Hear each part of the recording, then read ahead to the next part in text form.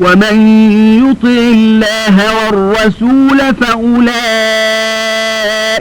مع الذين أنعم الله عليهم من النبيين والصديقين والشهداء والصالحين وحسن أولئك رفيقا ذلك الفضل من الله وكفى بالله عليما يا أيها الذين آمنوا خذوا حذركم فانفروا ثبات أو انفروا جميعا وإن منكم لمن ليبطئن فإن أصابتكم مصيبة قال قد أنعم الله علي إذ لم أكن معهم شهيدا ولئن أصابكم فضل من الله ليقولن كأن لم تكن بينكم وبينه مودة يا ليتني كنت معهم فأفوز فوزا عظيما யார் அல்லாஹுவுக்கும் அவன் தூதருக்கும் கீழ்ப்படிந்து நடக்கிறார்களோ அவர்கள் அல்லாஹுவின் அருளை பெற்ற நபிமார்கள், சித்தீகீன்கள், சத்தியவான்கள், ஷுஹதாக்கள், உயிர் தியாகிகள், சாலிஹீன்கள், நல்லொழுக்கமுடையவர்கள் ஆகியவர்களுடன் இருப்பார்கள். இவர்கள் தாம் மிக்க அழகான தோழர்கள் ஆவார்கள். இது அல்லாஹுவிடம் இருந்து கிடைத்துள்ள அருட்கொடையாகும். எல்லாவற்றையும் அறிந்து கொள்வதில் அல்லாஹ் போதுமானவனாக இருக்கின்றான். நம்பிக்கை கொண்டவர்களே, போர் நடக்கும் போது நீங்கள் எச்சரிக்கையாக இருந்து கொள்ளுங்கள். பிரிவு பிரிவாகவோ அல்லது எல்லோரும் சேர்ந்து ஒன்றாகவோ எச்சரிக்கையுடன் செல்லுங்கள். போரிடாமல் பின்தங்கி விடுகிறவர்களும் உங்களில் சிலர் நிச்சயமாக உள்ளனர். ஆகவே உங்களுக்கு ஏதாவது ஒரு துன்பம் ஏற்பட்டால் அவர்களுடன் கலந்து கொள்ளாமல் இருந்ததினால் அல்லாஹ் என் மீது அருள் புரிந்துள்ளான் என்று அவர்கள் கூறுகிறார்கள். அல்லாஹுவிடம் இருந்து உங்களுக்கு ஒரு பாக்கியம் கிடைக்குமானால் உங்களுக்கும் அவர்களுக்கும் இடையே நேசமே இல்லாத அந்நியர்கள் போல் நானும் அவர்களுடன் இருந்திருக்க கூடாதா? அப்படி இருந்திருந்தால் நானும் பெரும் பாக்கியத்தை அடைந்திருப்பேனே என்று நிச்சயமாக கூறுவார்கள். فليقاتل في سبيل الله الذين يشرون الحياة الدنيا بالآخرة ومن يقاتل في سبيل الله فيقتل أو يغلب فسوف نؤتيه أجرا عظيما وما لكم لا تقاتلون في سبيل الله والمستضعفين من الرجال والنساء والولدان الذين يقولون ربنا أخرجنا من هذه القرية الظالم أهلها واجعل لنا من لدنك وليا واجعل لنا من لدنك نصيرا الذين آمنوا يقاتلون في سبيل الله والذين كفروا يقاتلون في سبيل الطاغوت فقاتلوا أولياء الشيطان إن كيد الشيطان كان ضعيفا. எனவே மறு உலக வாழ்க்கைக்காக இவ்வுலக வாழ்க்கையை விற்று விடுபவர்கள் அல்லாஹுவின் பாதையில் போரிடுவார்களாக. யார் அல்லாஹுவின் பாதையில் போர் புரிந்து கொல்லப்பட்டாலும் சரி அல்லது வெற்றியடைந்தாலும் சரி அவருக்கு நாம் விரைவாக மகத்தான நற்கூலியை கொடுப்போம்.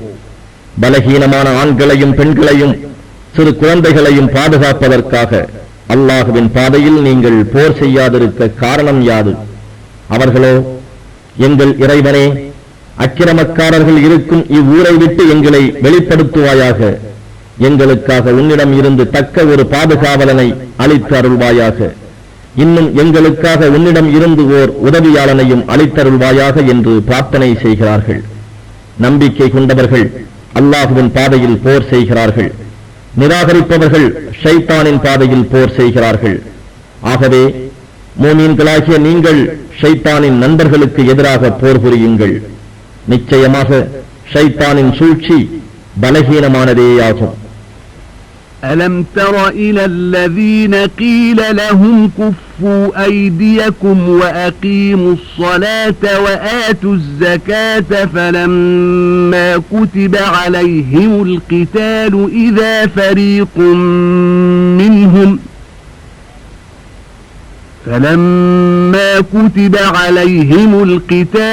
إذا فريق منهم يخشون الناس كخشية الله أو أشد خشية وقالوا ربنا لم كتبت علينا القتال لولا أخرتنا إلى أجل قريب قل متاع الدنيا قليل والآخرة خير لمن اتقى ولا تظلمون فتيلا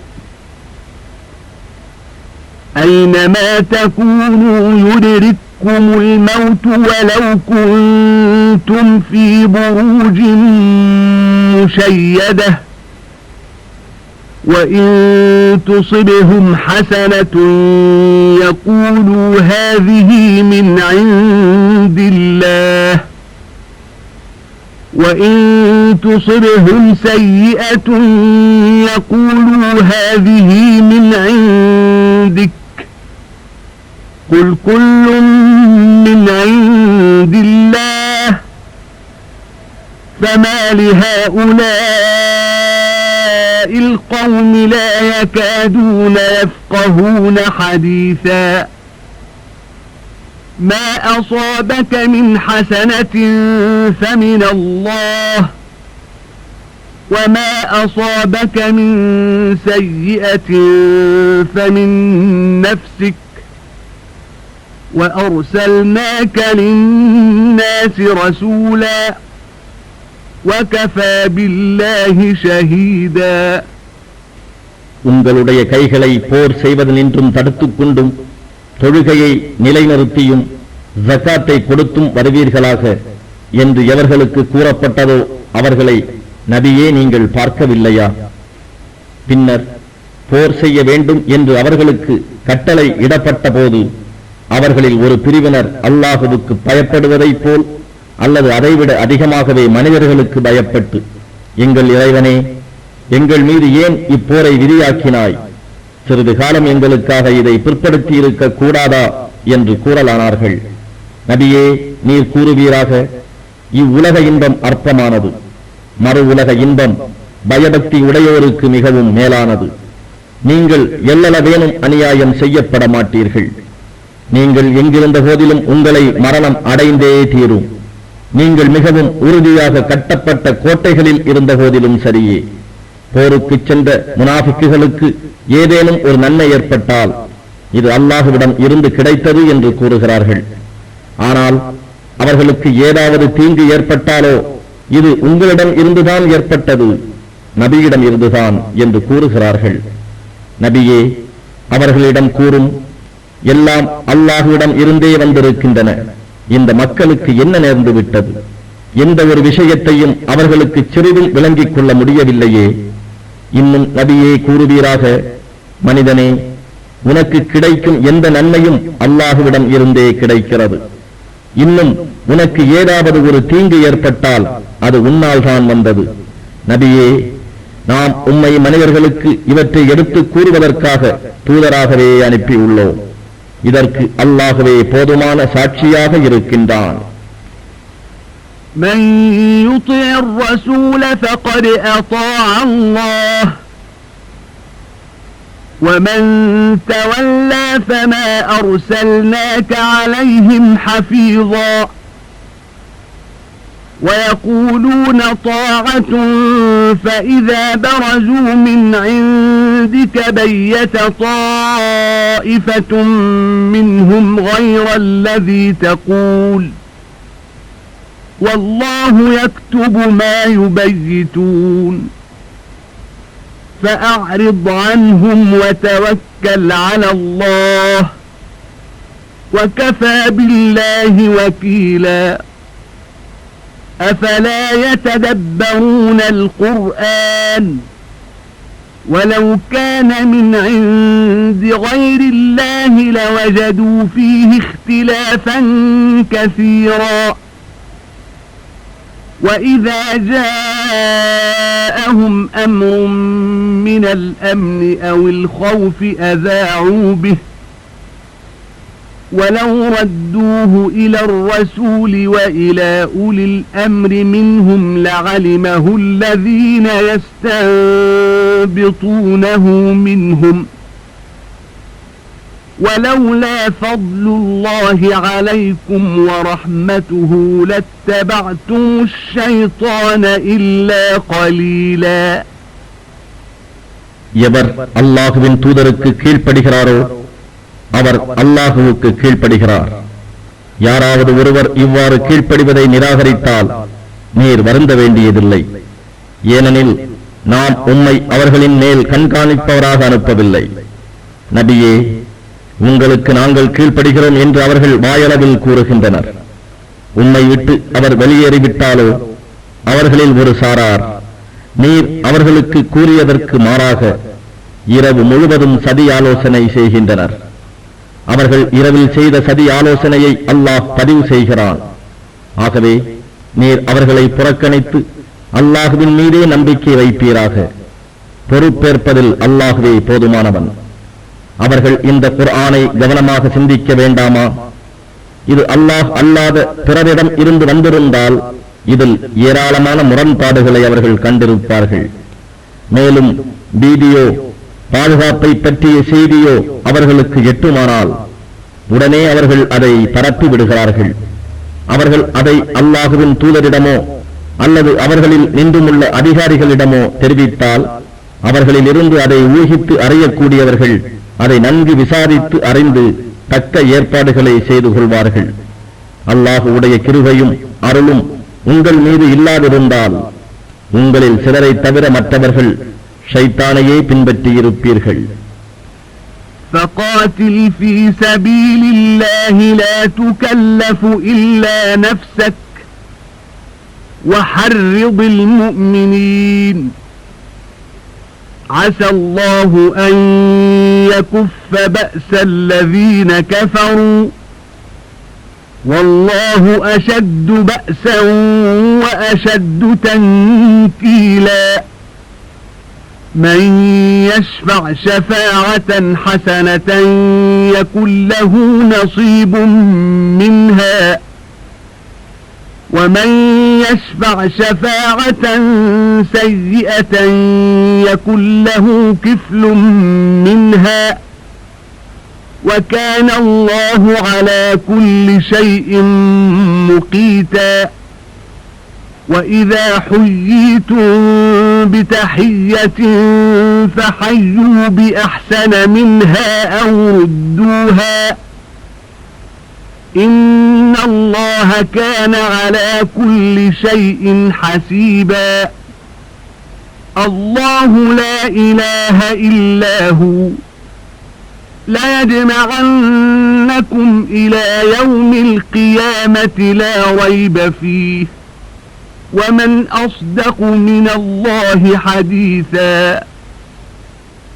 எனவே நீர் அல்லாஹுவின் பாதையில் போர் புரிவீராக. உம்மை தவிர வேறு யாரையும் நீர் கட்டாயப்படுத்துவதற்கில்லை. எனினும் மூமீன்களை தூண்டுவீராக. நிராகரிப்போரின் எதிர்ப்பை அல்லாஹ் தடுத்து விடுவான். ஏனெனில் அல்லாஹ் வலிமை மிக்கோன், இன்னும் தண்டனை கொடுப்பதிலும் கடுமையானவன். எவரேனும் ஒரு நன்மையான காரியத்துக்கு சிபாரிசு செய்தால் அதில் ஒரு பாகம் அவருக்கும் உண்டு. அவ்வாறே எவரேனும் ஒரு தீய காரியத்துக்கு சிபாரிசு செய்தால் அதிலிருந்து அவருக்கும் ஒரு பாகம் உண்டு. அல்லாஹ் எல்லா பொருட்களின் மீதும் சர்வ வல்லமை உடையவனாக இருக்கின்றான். மேலும் எவரேனும் உங்களுக்கு சலாம் கூறினால் அதற்கு பிரதியாக அதைவிட அழகான வார்த்தைகளை கொண்டு சலாம் கூறுங்கள் அல்லது அதையே திருப்பி கூறுங்கள். நிச்சயமாக அல்லாஹ் எல்லா பொருட்களின் மீதும் கணக்கெடுப்பவனாக இருக்கின்றார். அல்லாஹ் அவனை தவிர வணக்கத்திற்குரியவன் வேறு யாரும் இல்லை. நிச்சயமாக உங்கள் அனைவரையும் இறுதி நாளில் அவன் ஒன்று சேர்ப்பான், இதில் சந்தேகம் இல்லை. மேலும் அல்லாஹ்வை பார்க்கிலும் சொல்லில் உண்மையுடையோர் யார்? فما لكم في المنافقين فئتين والله أركسهم بما كسبوا أتريدون أن تهدوا من أضل الله ومن يضلل الله فلن تجد له سبيلا ودوا لو تكفرون كما كفروا فتكونون سواء فلا تتخذوا منهم أولياء حتى يهاجروا في سبيل الله فإن تولوا فخذوهم واقتلوهم حيث وجدتموهم ولا تتخذوا منهم وليا ولا نصيرا إلا الذين يصلون إلى قوم بينكم وبينهم ميثاق أو جاءوكم حصرت صدورهم أن يقاتلوكم أو يقاتلوا قومهم ولو شاء الله لسلطهم عليكم فلقاتلوكم فإن اعتزلوكم فلم يقاتلوكم وألقوا إليكم السلم فما جعل الله لكم عليهم سبيلا ستجدون آخرين يريدون أن يأمنوكم ويأمنوا قومهم كلما ردوا إلى الفتنة أركسوا فيها فإن لم يعتزلوكم ويلقوا إليكم السلم ويكفوا أيديهم فخذوهم واقتلوهم حيث ثقفتموهم وأولئكم جعلنا لكم عليهم سلطانا مبينا. நயவஞ்சகர்களை பற்றி நீங்கள் இருவகையான அபிப்பிராயம் கொண்ட பிரிவினர்களாக இருப்பதற்கு உங்களுக்கு என்ன நேர்ந்தது? அவர்கள் செய்த தீவினைகளின் காரணத்தால் அல்லாஹ் அவர்களை தலைகுனிய வைத்து விட்டான். எவர்களை அல்லாஹ் வழி தவறச் செய்து விட்டானோ அவர்களை நீங்கள் நேர்வழியில் செலுத்த விரும்புகிறீர்களா? எவரை அல்லாஹ் வழி தவறச் செய்து விட்டானோ நிச்சயமாக அவருக்கு மீட்சியடைய எவ்வித வழியையும் நபியே நீர் காண மாட்டீர். மூமீன்களே, அவர்கள் நிராகரிப்பதைப் போல் நீங்களும் நிராகரிப்போராகி நீங்களும் இவ்வகையில் அவர்களுக்கு சமமாகி விடுவதையே அவர்கள் விரும்புகிறார்கள்.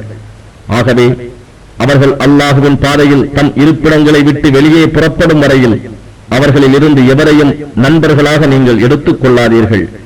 அல்லாஹுவின் பாதையில் வெளிப்பட வேண்டும் என்ற கட்டளையை அவர்கள் புறக்கணித்து விட்டால் அவர்களை எங்கு கண்டாலும் கைதியாக பிடித்துக் கொள்ளுங்கள். தப்பியோட முயல்வோரை கொல்லுங்கள். அவர்களில் இருந்து எவரையும் நண்பர்களாகவோ உதவியாளர்களாகவோ எடுத்துக் கொள்ளாதீர்கள். ஆனால் எவர்களுக்கும் உங்களுக்கும் இடையே சமாதான உடன்படிக்கை ஏற்பட்டுள்ளதோ அத்தகைய கூட்டத்தாரிடையே சென்று சேர்ந்து கொண்டவர்களையும் அல்லது உங்களுடன் போர் புரிவதையோ அல்லது தங்களுடைய கூட்டத்தினருடன் போர் புரிவதையோ மனம் ஒப்பாது உங்களிடம் வந்துவிட்டவர்களையும் சிறைபிடிக்காதீர்கள், கொல்லாதீர்கள். ஏனெனில் அல்லாஹ் நாடியிருந்தால் அவர்களை உங்கள் மீது சாட்டியிருப்பான். அப்பொழுது அவர்கள் உங்களை எதிர்த்தே போர் புரிந்திருப்பார்கள்.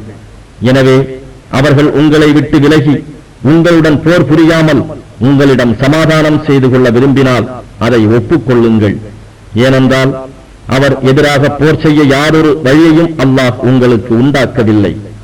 வேறு சிலரையும் நீங்கள் காண்பீர்கள், அவர்கள் உங்களிடம் அபயம் பெற்றுக் கொள்ளவும் உங்கள் பகைவர்களான தம் இனத்தாரிடம் அபயம் பெற்றுக் கொள்ளவும் விரும்புவார்கள். எனினும் விஷமம் செய்வதற்கு அவர்கள் அழைக்கப்பட்டால் அதிலும் தலைகீழாக விழுந்து விடுவார்கள். இத்தகையோர் உங்கள் பகையிலிருந்து விலகாமலும் உங்களுடன் சமாதானத்தை வேண்டாமலும் உங்களுக்கு தீங்கிழைப்பது நின்று தங்கள் கைகளை தடுத்துக் கொள்ளாமலும் இருந்தால் இவர்களை கண்டவிடமெல்லாம் கைதியாக பிடித்துக் கொள்ளுங்கள். இன்னும் தப்பியோட முயல்வோரை கொல்லுங்கள். இத்தகையோருடன் போர் செய்ய நாம் தெளிவான அனுமதியை உங்களுக்கு கொடுத்துள்ளோம். وما كان لمؤمن أن يقتل مؤمنا إلا خطأ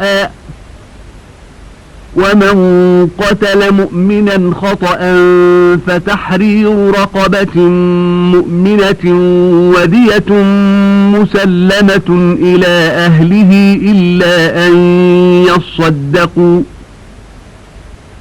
فإن كان من قوم عدو لكم وهو مؤمن فتحرير رقبة مؤمنة وإن كان من قوم بينكم وبينهم ميثاق فدية مسلمة إلى أهله وتحرير رقبة مؤمنة فمن لم يجد فصيام شهرين متتابعين توبة من الله وكان الله عليما حكيما ومن يقتل مؤمنا متعمدا فجزاؤه جهنم خالدا فيها وغضب الله عليه ولعنه وأعد له عذابا عظيما. தவறாக அன்றி ஒரு மூமின் பிறிதொரு மூமினை கொலை செய்வது ஆகுமானதல்ல. உங்களில் எவரேனும் ஒரு மூமீனை தவறாக கொலை செய்துவிட்டால் அதற்கு பரிகாரமாக மூமீனான ஓர் அடிமையை விடுதலை செய்ய வேண்டும். அவனுடைய குடும்பத்தாருக்கு நஷ்ட ஈடு கொடுக்க வேண்டும். அவனுடைய குடும்பத்தார் நஷ்ட ஈட்டுத் தொகையை மன்னித்து அதை தர்மமாக விட்டால் ஒழிய. கொல்லப்பட்ட அவன் உங்கள் பகை இனத்தை சார்ந்தவனாக ஆனால் மூமினாக இருந்தால் மூமினான ஓர் அடிமையை விடுதலை செய்தால் போதும், நஷ்ட ஈடில்லை. இறந்த அவன் உங்களுடன் சமாதான உடன்படிக்கை செய்து கொண்ட வகுப்பாரை சார்ந்தவனாக இருந்தால் அவன் சொந்தக்காரருக்கு நஷ்ட ஈடு கொடுப்பதுடன் மூமினான ஓர் அடிமையை விடுதலை செய்யவும் வேண்டும். இவ்வாறு பரிகாரம் செய்வதற்கு சக்தி இல்லாதவனாக இருந்தால் அல்லாஹ்விடம் மன்னிப்பு பெறுவதற்காக தொடர்ந்து 2 மாதங்கள் நோன்பு வைக்க வேண்டும். அல்லாஹ் நன்கு அறிந்தவனாகவும் பூரண ஞானமுடையவனாகவும் இருக்கிறான். எவனேனும் ஒருவன் ஒரு மூமினை வேண்டுமென்றே கொலை செய்வானாயின் அவனுக்கு உரிய தண்டனை நரகமேயாகும். என்றென்றும் அங்கேயே தங்குவான். அல்லாஹ் அவன் மீது கோபம் கொள்கிறான், இன்னும் அவனை சபிக்கிறான். அவனுக்காக மகத்தான வேதனையும் தயாரிக்கப்பட்டுள்ளது. يا أيها الذين آمنوا إذا ضربتم في سبيل الله فتبينوا ولا تقولوا لمن ألقى إليكم السلام لست مؤمنا تبتغون عرض الحياة الدنيا فعند الله مغانم كثيرة كذلك كنتم من قبل فمن الله عليكم فتبينوا إن الله كان بما تعملون خبيرا. لا يستوي القاعدون من المؤمنين غير أولي الضرر والمجاهدون في سبيل الله بأموالهم وأنفسهم فضل الله المجاهدين بأموالهم وأنفسهم على القاعدين درجة وكلا وعد الله الحسنى وفضل الله المجاهدين على القاعدين أجرا عظيما درجات منه ومغفرة ورحمة وكان الله غفورا رحيما. மூமின்களே, அல்லாஹ்வுடைய பாதையில் போருக்கு நீங்கள் சென்றால் போர் முனையில் உங்களை எதிர்த்து சண்டை செய்வோர் மூமின்களா அல்லது மற்றையோரா என்பதை தெளிவாக அறிந்து கொள்ளுங்கள். அவர்களில் எவரேனும் தாம் மூமின் என்பதை அறிவிக்கும் பொருட்டு உங்களுக்கு சலாம் சொன்னால் இவ்வுலக வாழ்க்கையின் அற்பமான அழியக்கூடிய பொருட்களை அடையும் பொருட்டு நீ மூமின் அல்ல என்று கூறி அவரை கொன்று விடாதீர்கள். அல்லாஹ்விடம் ஏராளமான பொருட்கள் இருக்கின்றன. இதற்கு முன்னர் நீங்களும் பயந்து பயந்து இவ்வாறே இருந்தீர்கள். அல்லாஹ் உங்கள் மீது அருள் புரிந்தான். எனவே நீ கூறியவாறு போர் முனையில் நீங்கள் தெளிவுபடுத்திக் கொள்ளுங்கள். நிச்சயமாக அல்லாஹ் நீங்கள் செய்வதையெல்லாம் நன்கு அறிந்தவனாகவே இருக்கின்றான். ஈமான் கொண்டவர்களில் நோய், பலவீனம், முதுமை, பார்வை இழத்தல் போன்ற எந்த காரணமும் இன்றி வீட்டில் உட்கார்ந்திருப்பவர்களும் தங்களுடைய சொத்துக்களையும் தங்களுடைய உயிர்களையும் அர்ப்பணித்தவர்களாக அல்லாஹுவின் பாதையில் போர் புரிபவர்களும் சமமாக மாட்டார்கள். தங்களுடைய பொருட்களையும் தங்களுடைய உயிர்களையும் அர்ப்பணித்தவர்களாக அறப்போர் செய்வோரை உட்கார்ந்திருப்பவர்களை விட அந்தஸ்தில் அல்லாஹ் மேன்மையாக்கி வைத்துள்ளான். எனினும் ஒவ்வொருவருக்கும் அவர்களுடைய உறுதிப்பாட்டுக்கு தக்கபடி நன்மையை அல்லாஹ் வாக்களித்துள்ளான். ஆனால் அறப்போர் செய்வோருக்கோ போருக்கு செல்லாது உட்கார்ந்திருப்போரை விட அல்லாஹ் மகத்தான நற்கூலியால் மேன்மையாக்கியுள்ளான். இதுவன்றி தன்னிடம் இருந்து மேலான பதவிகளையும் மன்னிப்பையும் அருளையும் அவர்களுக்கு அருள்கின்றான். ஏனென்றால் அல்லாஹ் மன்னிப்பவனாகவும் மிக்க கருணை உடையவனாகவும் இருக்கின்றான். இன்னல்லதீன தவஃபாஹுமுல் மலாயிகத்து ظالمي أنفسهم قالوا فيم كنتم قالوا كنا مستضعفين في الأرض قالوا ألم تكن أرض الله واسعة فتهاجروا فيها فأولئك مأواهم جهنم وساءت مصيرا إلا المستضعفين من الرجال والنساء والولدان لا يستطيعون حيلة ولا يهتدون سبيلا فأولئك عسى الله أن يعفو عنهم وكان الله عفوا غفورا ومن يهاجر في سبيل الله يجد في الأرض مراغما كثيرا وسعة ومن يخرج من بيته مهاجرا إلى الله ورسوله ثم يدركه الموت فقد وقع أجره على الله وكان الله غفورا رحيما. அல்லாஹுவின் ஆணையை நிறைவேற்றாது எவர் தமக்கு தாமே அநியாயம் செய்து கொண்டார்களோ அவர்களின் உயிரை மலக்குகள் கைப்பற்றும் போது நீங்கள் எந்த நிலையில் இருந்தீர்கள் என்று கேட்பார்கள். அதற்கு அவர்கள், நாங்கள் பூமியில் கொடுமையை எதிர்க்க முடியா பலகீனர்களாக இருந்தோம் என்று கூறுவார்கள். அல்லாஹுவின் பூமி விசாலமானதாக இல்லையா? அதில் ஹிஜ்ரத் செய்து நீங்கள் நாடு கடந்து போயிருக்க கூடாதா என மலக்குகள் கேட்பார்கள். எனவே இத்தகையோர் ஒதுங்கும் இடம் நரகம்தான். சென்றடையும் இடங்களில் அது மிக கெட்டதாகும். ஆனால் ஆண்களிலும் பெண்களிலும் சிறுவர்களிலும் பலகீனமானவர்களை தவிர, ஏனெனில் இவர்கள் எவ்வித உபாயமும் தெரியாதவர்கள், வெளியேறி செல்ல வழியும் அறியாதவர்கள். அத்தகையோரை அல்லாஹ் மன்னிக்க போதுமானவன். ஏனெனில் அல்லாஹ் மிகவும் மன்னிப்பவனாகவும் பிழை பொறுப்பவனாகவும் இருக்கின்றான். இன்னும் எவர் அல்லாஹுவின் பாதையில் நாடு கடந்து செல்கின்றாரோ அவர் பூமியில் ஏராளமான புகலிடங்களையும் விசாலமான வசதிகளையும் காண்பார். இன்னும் தன் வீட்டை விட்டு வெளியிட்டு அல்லாஹுவின் பக்கமும் அவன் தூதர் பக்கமும் ஹிஜ்ரத் செல்லும் நிலையில் எவருக்கும் மரணம் ஏற்பட்டு விடுமானால் அவருக்குரிய நற்கூலி வழங்குவது நிச்சயமாக அல்லாஹுவின் மீது கடமையாகி விடுகின்றது.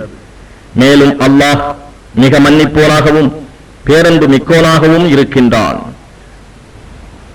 وَإِذَا ضَرَبْتُمْ فِي الْأَرْضِ فَلَيْسَ عَلَيْكُمْ جُنَاحٌ أَن تَقْصُرُوا مِنَ الصَّلَاةِ إِنْ خِفْتُمْ أَن يَفْتِنَكُمُ الَّذِينَ كَفَرُوا إِنَّ الْكَافِرِينَ كَانُوا لَكُمْ عَدُوًّا مُبِينًا وَإِذَا كُنْتَ فِيهِمْ فَأَقَمْتَ لَهُمُ الصَّلَاةَ فَلْتَقُمْ طَائِفَةٌ مِّنْهُمْ مَعَكَ وَلْيَأْخُذُوا أَسْلِحَتَهُمْ فإذا سجدوا فليكونوا من ورائكم ولتأت طائفة أخرى لم يصلوا فليصلوا معك وليأخذوا حذرهم وأسلحتهم ود الذين كفروا لو تغفلون عن أسلحتكم وأمتعتكم فيميلون عليكم ميلة واحدة ولا جناح عليكم إن كان بكم أذى من مطر أو كنتم مرضى أن تضعوا أسلحتكم وخذوا حذركم إن الله أعد للكافرين عذابا مهينا فإذا قضيتم الصلاة فاذكروا الله قياما وقعودا وعلى جنوبكم فإذا اطمأننتم فأقيموا الصلاة إن الصلاة كانت على المؤمنين كتابا موقوتا நீங்கள் பூமியில் பிரயாணம் செய்யும் போது காபிர்கள் உங்களுக்கு விஷமம் செய்வார்கள் என்று நீங்கள் அஞ்சினால் அப்பொழுது நீங்கள் தொழுகையை சுருக்கிக் கொள்வது உங்கள் மீது குற்றமாகாது. நிச்சயமாக காபிர்கள் உங்களுக்கு பகிரங்கமான பகைவர்களாக இருக்கின்றனர். நபியே, போர் முனையில் அவர்களுடன் நீர் இருந்து அவர்களை தொழ வைக்க நீர் இமாமாக நின்றால் அவர்களில் ஒரு பிரிவினர் தம் ஆயுதங்களை தாங்கிக் கொண்டு உம்முடன் தொழட்டும். அவர்கள் உம்முடன் சஜிதா செய்து தொழுகையை முடித்ததும் அவர்கள் விலகிச் சென்று உங்கள் பின்புறம் உங்களை காத்து நிற்கட்டும். அப்பொழுது தொழாமல் இருந்த மற்றொரு பிரிவினர் வந்து உம்முடன் தொழட்டும். ஆயினும் அவர்களும் தங்கள் ஆயுதங்களை தாங்கிய வண்ணம் தங்களை பற்றி எச்சரிக்கையாக இருக்கட்டும். ஏனெனில் நீங்கள் உங்கள் ஆயுதங்களை பற்றியும் உங்கள் சாமான்களை பற்றியும் கவனக்குறைவாக இருந்தால் அப்பொழுது உங்கள் மீது ஒரே அடியாக சாய்ந்து தாக்கி விடலாம் என்று காபிர்கள் விரும்புகின்றனர். ஆனால் மழையினால் உங்களுக்கு இடைஞ்சல் இருந்தாலோ அல்லது நீங்கள் நோயாளிகளாக இருப்பதினாலோ உங்களுடைய ஆயுதங்களை கையில் பிடிக்க இயலாது கீழே வைத்து விடுவது உங்கள் மீது குற்றமாகாது. எனினும் நீங்கள் எச்சரிக்கையாகவே இருந்து கொள்ளுங்கள். நிச்சயமாக அல்லாஹ் காபிர்களுக்கு இழிவு தரும் வேதனையை சித்தப்படுத்தி வைத்திருக்கின்றான். நீங்கள் தொழுகையை முடித்துக் கொண்டால் நின்ற நிலையிலும் இருந்த இருப்பிலும் விலாப்புறங்களின் மீது படுத்திருக்கும் நிலையிலும் அல்லாஹ்வை திக்ரு செய்யுங்கள். பின்னர் நீங்கள் ஆபத்தில் நின்று விடுபட்டு அமைதியான நிலைக்கு வந்ததும் முறைப்படி தொழுது கொள்ளுங்கள். ஏனெனில் நிச்சயமாக குறிப்பிட்ட நேரங்களில் தொழுகையை நிறைவேற்றுவது மோமீன்களுக்கு விதியாக்கப் பெற்றுள்ளது.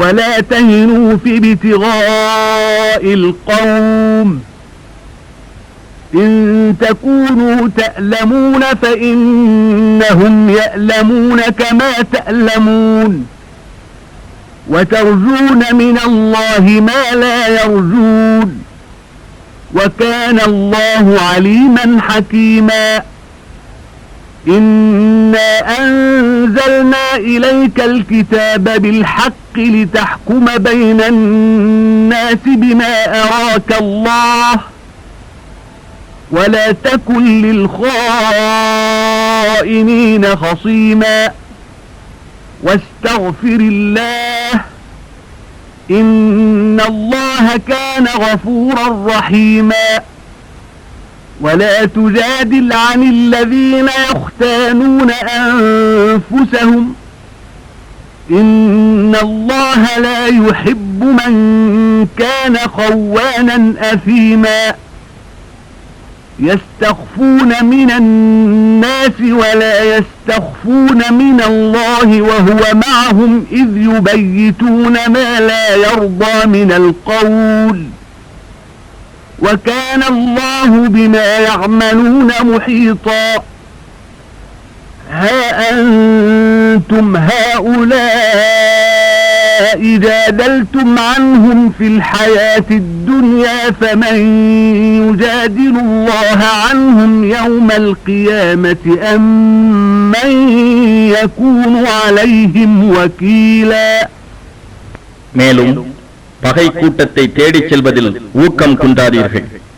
நீங்கள் போரில் துன்பப்படுவீர்களானால் நிச்சயமாக அவர்களும் உங்களைப் போன்றே துன்பப்படுகிறார்கள். ஆனால் அல்லாஹ்விடம் இருந்து அவர்கள் எதிர்பார்க்காத நற்கூலியும் வெற்றியும் நீங்கள் எதிர்பார்க்கிறீர்கள். அல்லாஹ் மிக அறிந்தவனாகவும் ஞானமுடையவனாகவும் இருக்கின்றான். நபியே, அல்லாஹ் உமக்கு அறிவித்ததை கொண்டு நீர் மனிதர்களிடையே தீர்ப்பு வழங்குவதற்காக முற்றிலும் உண்மையை கொண்டுள்ள இவ்வேதத்தை நிச்சயமாக நாம் உம்மீது இறக்கியுள்ளோம். எனவே சதி மோசக்காரர்கள் சார்பில் வாதாடுபவர் ஆகிவிடாதீர். தவறுகளுக்காக நீர் அல்லாஹ்விடம் மன்னிப்பு கோரும். நிச்சயமாக அல்லாஹ் மன்னிப்பவனாகவும் மிக்க கருணை உடையவனாகவும் இருக்கின்றார். நபியே, பிறருக்கு தீமை செய்து அதனால் எவர் தமக்கு தாமே தீங்கிழைத்துக் கொண்டார்களோ அவர்களுக்காக நீர் வாதாட வேண்டாம். ஏனென்றால் கொடிய பாவியான சதி செய்து கொண்டிருப்பவரை நிச்சயமாக அல்லாஹ் நேசிப்பதில்லை. இவர்கள் தங்கள் சதிகளை மனிதர்களிடம் இருந்து மறைத்து விடுகின்றனர். ஆனால் அவற்றை அல்லாஹ்விடம் இருந்து மறைக்க முடியாது. ஏனெனில் அவன் பொருந்திக் கொள்ளா சொற்களில் அவர்கள் இரவில் சதி ஆலோசனை செய்யும் போது அவன் அவர்களுடன் இருக்கின்றான். மேலும் அவர்கள் செய்பவற்றை எல்லாம் அல்லாஹ் சூழ்ந்து அறிந்தவனாக இருக்கின்றான். மூமீன்களே, என்னே, இத்தகைய மனிதர்களுக்காகவா இவ்வுலகில் நீங்கள் வாதாடுகிறீர்கள்? நியாய தீர்ப்பு நாளில் அவர்களுக்காக அல்லாஹ்விடம் யார் வாதாடுவார்கள்? அல்லது அந்நாளில் அவர்கள் காரியங்களை பொறுப்பாளியாகிறவர் யார்? ومن يعمل سوءا أو يظلم نفسه ثم يستغفر الله يجد الله غفورا رحيما ومن يكسب إثما فإنما يكسبه على نفسه وكان الله عليما حكيما ومن يكسب خطيئة أو إثما ثم يرم به بريئا فقد احتمل بهتانا وإثما مبينا ولولا فضل الله عليك ورحمته لهم طائفة منهم أن يضلوك وما يضلون إلا أنفسهم وما يضرونك من شيء وأنزل الله عليك الكتاب والحكمة وعلمك ما لم تكن تعلم وكان فضل الله عليك عظيما لا خير في كثير من نجواهم إلا من أمر بصدقة أو معروف أو إصلاح بين الناس ومن يفعل ذلك ابتغاء مرضات الله فسوف نؤتيه أجرا عظيما ومن يشاقق الرسول من بعد ما تبين له الهدى ويتبع غير سبيل المؤمنين نوله ما تولى ونصله جهنم وساءت مصيرا. எவரேனும் ஒரு தீமையை செய்துவிட்டு அல்லது தமக்கு தாமே அநியாயம் செய்து பின்னர் அவர் மனப்பூர்வமாக அல்லாஹ்விடம் மன்னிப்பு கேட்பாரானால் அவரை அல்லாஹ் மன்னிப்பவனாகவும் மிக்க கருணை உடையவனாகவும் காண்பார். எவன் பாவத்தை சம்பாதிக்கிறானோ அவன் தனக்கு கேடாகவே அதை நிச்சயமாக சம்பாதிக்கிறான். அல்லாஹ் யாவற்றையும் அறிந்தவனாகவும் ஞானமுடையவனாகவும் இருக்கின்றான். மேலும் எவன் ஒரு தவறையோ அல்லது பாவத்தையோ சம்பாதித்து விட்டு அப்பால் அதனை ஒரு நிரபராதி மீது வீசிவிடுகிறானோ அவன் நிச்சயமாக அவதூற்றையும் பகிரங்கமான பாவத்தையும் சுமந்து கொள்கின்றான். நபியே, உம்மீது அல்லாஹுவின் அருளும் அவனுடைய கிருபையும் இல்லாதிருந்தால் அவர்களில் ஒரு கூட்டத்தார் உம்மை வழி தவறி நடக்கும்படி செய்ய முயன்றிருப்பார்கள். ஆனால் அவர்கள் தங்களையே அன்றி உம்மை வழி தவறும்படி செய்ய முடியாது. இன்னும் அவர்களால் உமக்கு எந்தவிதமான தீங்கும் செய்துவிட முடியாது. மேலும் அல்லாஹ் உம்மீது வேதத்தையும் ஞானத்தையும் இறக்கியுள்ளான். நீர் அறியாது இருந்தவற்றையும் அவன் உமக்கு கற்றுக் கொடுத்தான். மீது அல்லாஹுவின் அருட்கொடை மகத்தானதாகவே இருக்கின்றது. நபியே, தர்மத்தையும் நன்மையானவற்றையும் மனிதர்களிடையே சமாதானம் செய்து வைப்பதையும் தவிர அவர்களின் இரகசிய பேச்சில் பெரும்பாலானவற்றில் எந்தவிதமான நலமும் இல்லை. ஆகவே எவர் அல்லாஹுவின் திருப்பொருத்தத்தை நாடி இதை செய்கின்றாரோ அவருக்கு நாம் மகத்தான நற்கூலியை வழங்குவோம். எவன் ஒருவன் நேர்வழி இன்னது என்று தனக்கு தெளிவான பின்னரும் அல்லாஹுவின் இத்தூதரை விட்டு பிரிந்து மோமீன்கள் செல்லாத வழியில் செல்கின்றானோ அவனை அவன் செல்லும் தவறான வழியிலேயே செல்லவிட்டு நரகத்திலும் அவனை நுழையச் செய்வோம். அதுவோ சென்றடையும் இடங்களில் மிக கெட்டதாகும். إن الله لا يغفر أن يشرك به ويغفر ما دون ذلك لمن يشاء ومن يشرك بالله فقد ضل ضلالا بعيدا إن يدعون من دونه إلا إناثا وإن يدعون إلا شيطانا مريدا لعنه الله وقال لأتخذن من عبادك نصيبا مفروضا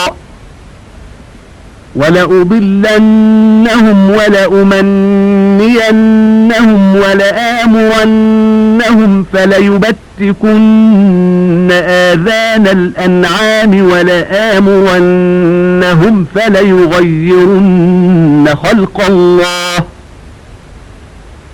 ومن يتخذ الشيطان وليا من دون الله فقد خسر خسرانا مبينا يعدهم ويمنيهم وما يعدهم الشيطان إلا غرورا أولئك مأواهم جهنم ولا يجدون عنها محيصا நிச்சயமாக அல்லாஹ் தனக்கு இணை வைப்பதை மன்னிக்கவே மாட்டான்.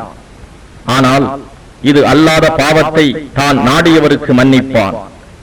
எவன் ஒருவன் அல்லாஹுவுக்கு இணை வைக்கின்றானோ அவன் நிச்சயமாக வெகு தூரமான வழிகேட்டில் ஆகிவிட்டான்.